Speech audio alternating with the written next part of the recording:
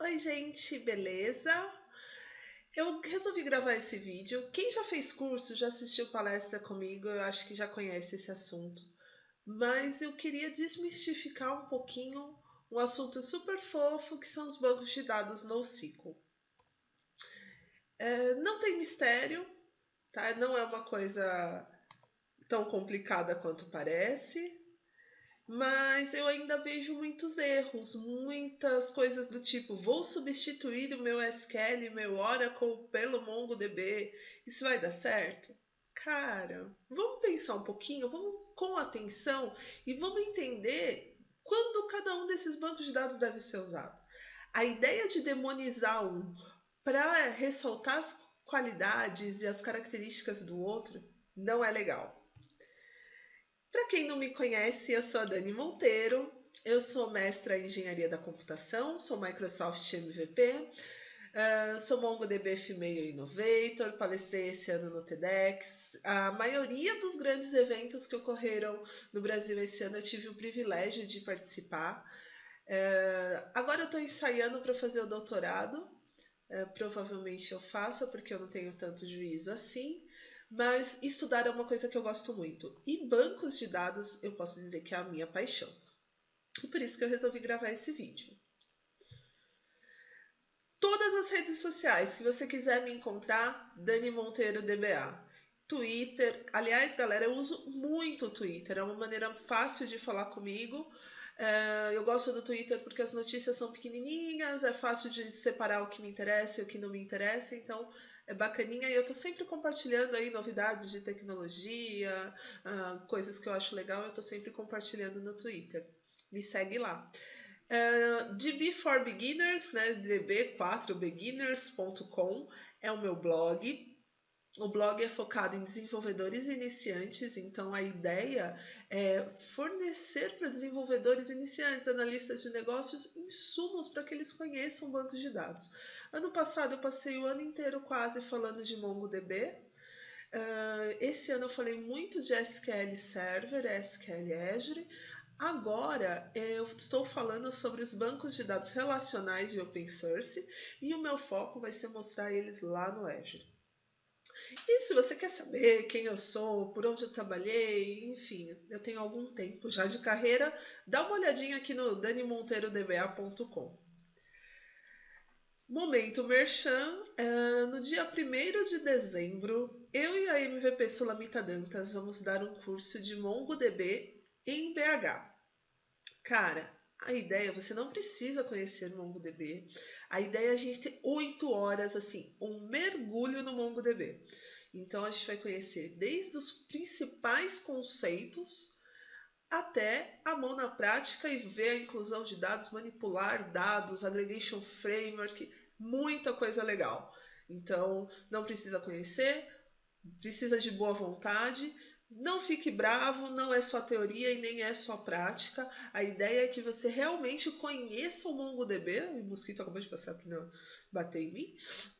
Conheça o MongoDB e saia de lá com uma base sólida para você poder trabalhar em qualquer tipo de projeto. Então, bit.ly/mongodb_bh. Tem desconto para estudante.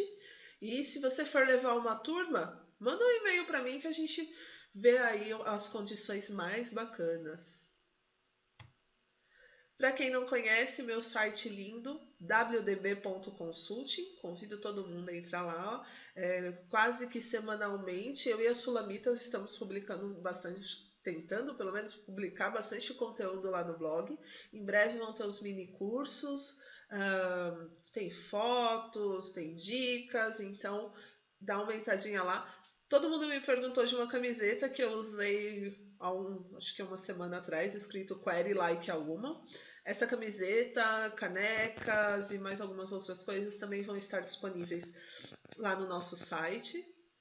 Aliás, meninas, quem está desempregado, está procurando alguma coisa, se quiser usar a nossa loja, cara, super de boa, só me manda um e-mail e a gente já combina como que você pode anunciar, como que você pode usar o espaço. Todas são super bem-vindas. tbforbeginners.com, meu blog fofo. não sabe, a plataforma de Meetup ela tem vários eventos, então você seleciona qual que é o seu interesse e vai sendo informado dos eventos. Se cadastra lá. Se você quer aprender tecnologia com gente boa, de graça, tem alguns eventos pagos também, mas você consegue filtrar. E o importante é estar perto das pessoas que querem ensinar. Então, o meu Meetup é o Databases SP, que está aberto para pessoas do Brasil inteiro. Tem vários outros que eu indico, o canal .NET SP, Homemakers Code, tem vários, gente. Não percam essas boas oportunidades. Meninas, conheçam o Homemakers Code, eu sou uma das organizadoras. É um super prazer ter mulheres lá. Nossa ideia é empoderar as mulheres através da tecnologia. Então, se cadastrem em homakerscode.org e Homakerscode em todas as redes sociais. O meu objetivo com esse vídeo é mostrar o que são bancos de dados NoSQL. E aí, senta que lá vem a história. E eu juro que é rápido. No começo, gente, um HD era muito caro. Essa foto, se eu não me engano, é dos anos 60. E este objeto lindo aqui era um HD. Então, um HD era caro, pesava mais de 1 tonelada, custava muito caro e armazenava só 4.4 megabytes. Então, eu acho que você começa a ter dimensão do quanto era caro ter um sistema. Por quê? Porque precisava armazenar informação e para armazenar informação era muito caro. Se era caro, eu precisava economizar e se eu precisava economizar, eu precisava pensar muito bem naquilo que eu ia armazenar. Então, eu lembro que eu estava na faculdade e um professor falava que um programa bom não tinha mais do que 64K. K, hein? Olha só. Então, eu até aconselho, esse link aqui é bem bacaninha, que tem a evolução dos discos rígidos. E aí é surpreendente o quanto o hardware evoluiu. Então, gente, se 4.4 mega pesava mais de 1 tonelada e custava muito caro, tudo que eu ia armazenar precisava ser pensado. Então, cada informaçãozinha, cada byte redundante é custo até hoje, mas antes era um custo muito alto. Então, eu peguei aqui um exemplo. Eu tenho uma planilha, tenho o código do pedido, o código do produto, nome do produto, valor do produto no pedido, data do pedido, quantidade de itens no pedido. Olha só, eu estou redundando algumas informações. Isso você pode ver aqui, ó, que eu tenho o código do produto 8, nome do produto ABC. Isso está acontecendo em 2 linhas. E aí, se de repente eu quisesse atualizar o nome do produto, eu não preciso atualizar, eu teria que atualizar essa informação em várias linhas. Nesse caso aqui são só 2, mas imagina se você tem 10 bilhões de linhas.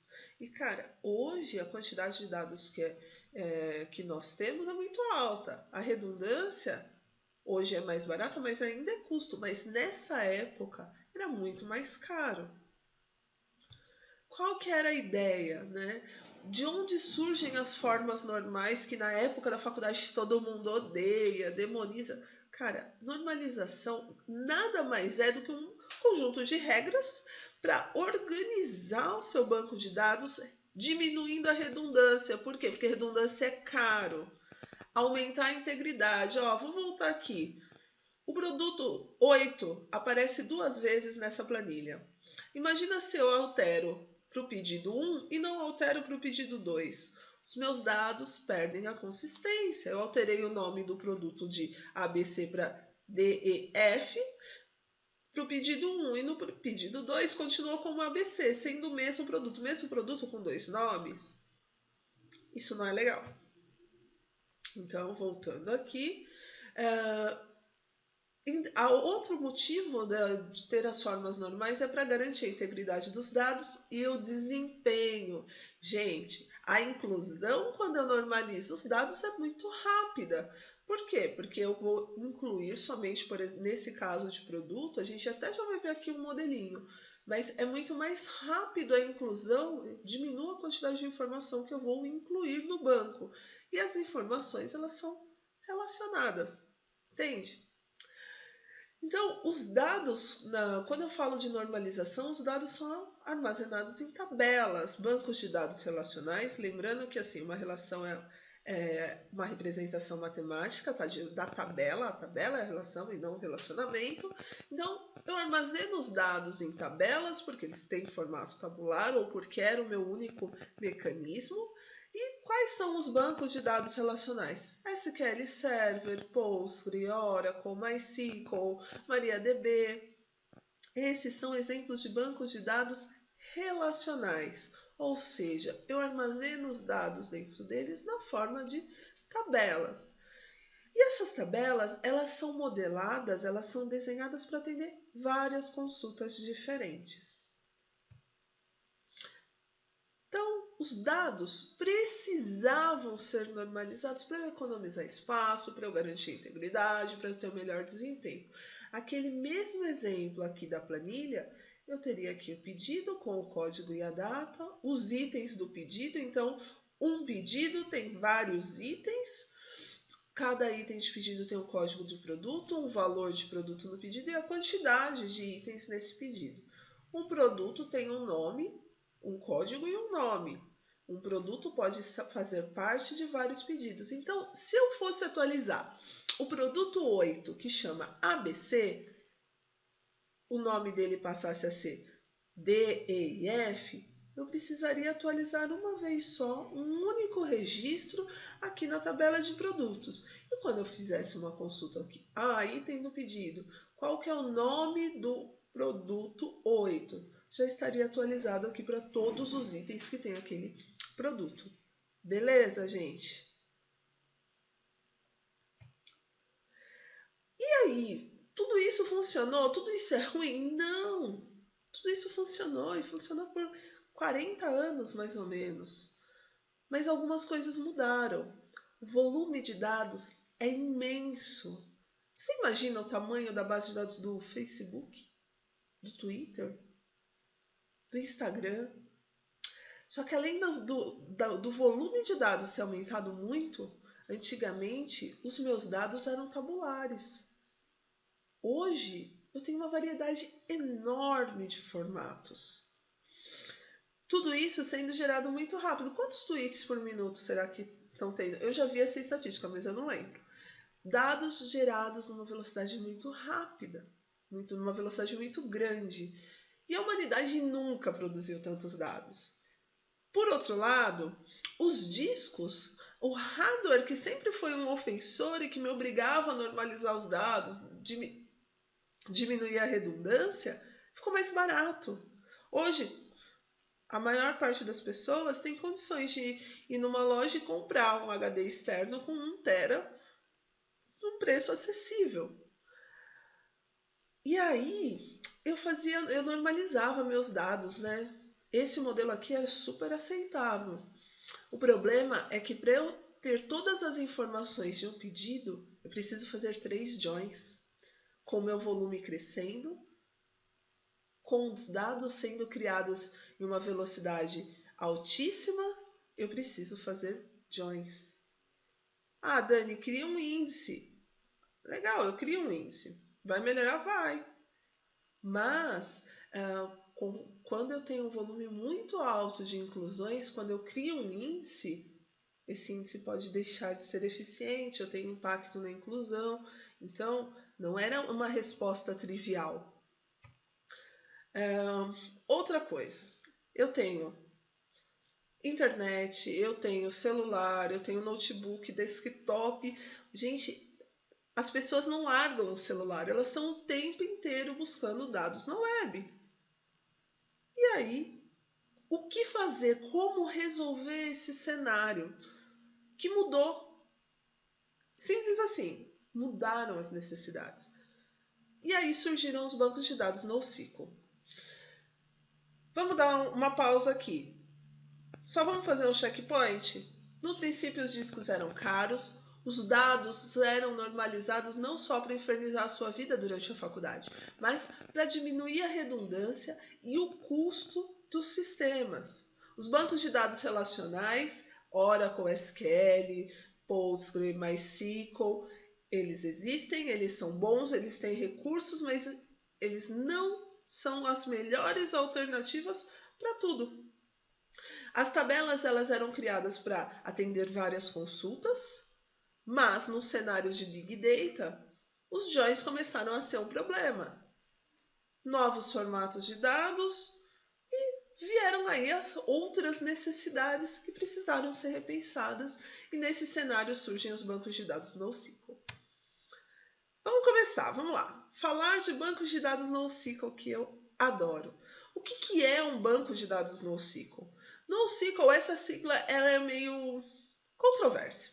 Tá? Alguns dizem que é não SQL, outros dizem que not only SQL. Cara, enfim. Este nome, NoSQL, representa um conjunto de bancos de dados que não são relacionais, ou seja, os dados não estão armazenados em tabelas do jeito que a gente conhecia até alguns anos atrás. Os dados não têm esquema. O que isso quer dizer? Um dado pode ter um conjunto de atributos, ou seja, um conjunto de características, e o outro dado pode ter outro conjunto de características, e beleza. Estes bancos de dados que a gente chama de NoSQL, eles são executados em clusters. O que é um cluster? Um conjunto de computadores. Conjunto de computadores agora mais baratos do que os servidores que a gente precisava para executar o Oracle, o SQL. E aí vem a grande sacada. Antes de falar que o relacional é bom ou que o NoSQL é bom, os bancos de dados NoSQL, a maioria deles troca algumas propriedades que eram verdades absolutas nos bancos de dados relacionais por outras que também são importantes. E a grande sacada para você que trabalha com arquitetura, trabalha com sistemas, a grande sacada é quando usar um e quando usar o outro. Então, vamos lá. Tipos de bancos de dados NoSQL. A gente tem basicamente 4 tipos, e o que separa um tipo do outro é a sua estrutura de dados, é o seu modelo. Banco de dados Key-Value, o mais famoso é o Redis, né? E as pesquisas são sempre feitas na chave. Eu tenho uma chave, associada a essa chave eu tenho um valor, e todas as pesquisas do meu sistema vão ser feitas pela chave. Banco de dados orientado a documentos, os dados são semi-estruturados, ou seja, tem uma estrutura mais ou menos conhecida. Normalmente eles armazenam dados no formato JSON, e o mais famoso deles é o MongoDB. Banco de dados, família de colunas, parece uma tabela, mas não é exatamente uma tabela, tá? Eu vou falar um pouquinho sobre ele, já vai ficar mais claro. O mais famoso deles é o Cassandra. E bancos de dados orientado a grafos. O mais famoso é o Neo4j. E eu sempre brinco, né? Porque o Facebook sempre te mostra ali pessoas que você deveria conhecer ou que você nunca gostaria de ter conhecido. Então, ele vai mostrar as relações. No banco de dados orientado a grafos, ele mostra a relação entre as informações. Essa é a grande sacada. Vamos falar um pouquinho de Key-Value. Esse tipo de banco de dados, ele é muito usado para cache, ele é muito usado para fila, para mensageria. Então, eu tenho um valor e associado a esse valor eu tenho uma chave, associada à chave eu tenho um valor. Qual é a sacada para usar um banco de dados Key-Value? Todas as consultas são feitas pela chave. Então, escolha corretamente a chave, que aí vai funcionar bacana. Banco de dados orientado a documentos. Esse aqui é um exemplo de um documento JSON. Por acaso, esse exemplo veio do site da MongoDB. Então, eu tenho um atributo, associado ao atributo eu tenho um valor. O valor aqui, ele tem tipos, tá? Não se iludam achando que tudo é string. E qual que é a grande sacada? Poxa, Dani, eu consigo armazenar essa estrutura aqui, esse JSON, como uma string dentro do meu banco de dados SQL, dentro do meu banco de dados Oracle, dentro do Postgre. E ó, já adiantando, todos esses bancos, eles têm um tipo de dados específico para armazenar o JSON. Por que é mais legal usar o MongoDB? Porque é nativo dele eu fazer uma pesquisa. Por exemplo, olha, eu estou procurando o username 123XYZ. Eu consigo consultar informações específicas, além de vários outros recursos aí do MongoDB. Não percam o meu curso, Momento Merchan. Então, o banco de dados orientado a documentos, ele armazena uma estrutura JSON, documento semi-estruturado, e eu consigo manipular os atributos desse JSON. Uma coisa importante, vocês podem ver que dentro de um documento de JSON eu tenho outros documentos, assim, subdocumentos, né? Então eu tenho o ID, tenho o username, e aqui, ó, dentro do documento eu tenho um outro subdocumento de contact, com telefone, com e-mail, tenho outro subdocumento, eu poderia ter arrays, eu poderia ter datas, valores, enfim, é uma estrutura muito flexível. Família de colunas, eu adoro essa imagem porque eu acho que ela deixa um pouquinho mais claro o que é uma família de colunas. É uma estrutura que em alguns momentos ela lembra assim uma estrutura de tabela. A linguagem que o Cassandra, por exemplo, utiliza é o CQL, Cassandra Query Language. Então, isso colabora para causar algumas confusões. Mas olha só, quando eu falo da estrutura de uma família de colunas, eu tenho uma chave, associada a essa chave eu tenho conjuntos de colunas e valores. Para cada chave, eu posso ter um determinado conjunto. Então, se eu fosse fazer um paralelo aí com uma linha tem várias colunas que a outra linha não tem.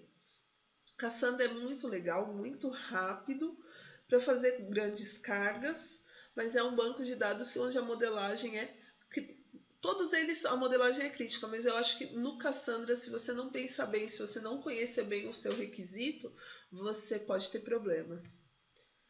E aí, um banco de dados orientado a grafos, o que acontece? Eu quero identificar relações entre nós. Então, eu tenho uma pessoa que é amiga de outra pessoa, que gosta de sushi, que trabalha num restaurante X, então eu consigo identificar relações.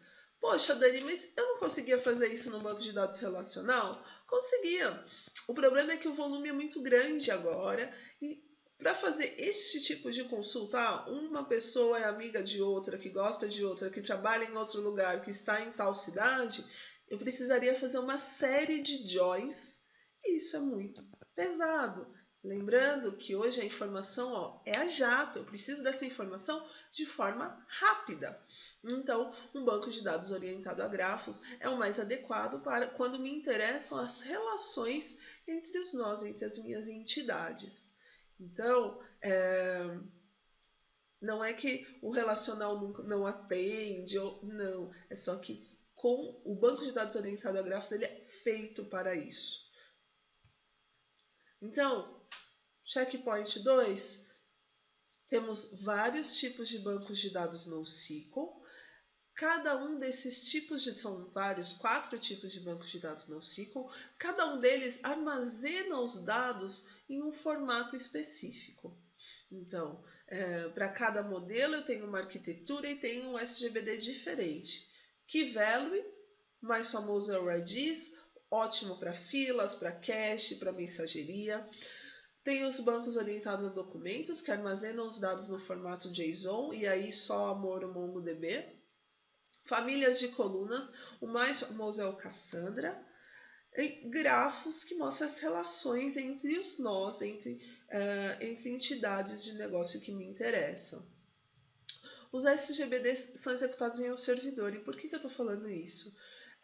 Se você precisa de muito desempenho, embora sejam servidores mais baratos, não deixam de ser servidores. Então, toma muito cuidado com escolhas do tipo, vou colocar o meu banco de dados no mesmo servidor de aplicação. Eu sou muito receosa com este tipo de arquitetura em ambiente de produção. Bancos NoSQL, só para lembrar, eles são open source, o que não quer dizer que eles sejam grátis, porque você tem que estar atento à licença de cada um deles, para que a sua empresa não seja ilegal. E se você precisa de suporte, alguns deles, tipo o Neo4j, a versão community dele não tem alguns recursos que tem na versão paga. Então, analisa se a versão community realmente vai te atender. E isso é super importante. E aí, só para deixar aí um momento de curiosidade, pulga atrás da orelha. Como vai funcionar para o DBA, para a sua empresa, configurar, manter, monitorar e usar 5 tipos de bancos de dados diferentes? 4 NoSQL e 1 relacional. Ou 6, vamos supor que tem SQL e Oracle. Então, é preciso pensar. Porque hoje a gente escuta, todos os problemas são resolvidos com o NoSQL. Será? Será que você não está trazendo um problema mais para a sua organização? Será que você analisou os requisitos e a sua equipe, a sua empresa está preparada para isso? Será que você não está... Não estou dizendo que NoSQL é ruim, não use.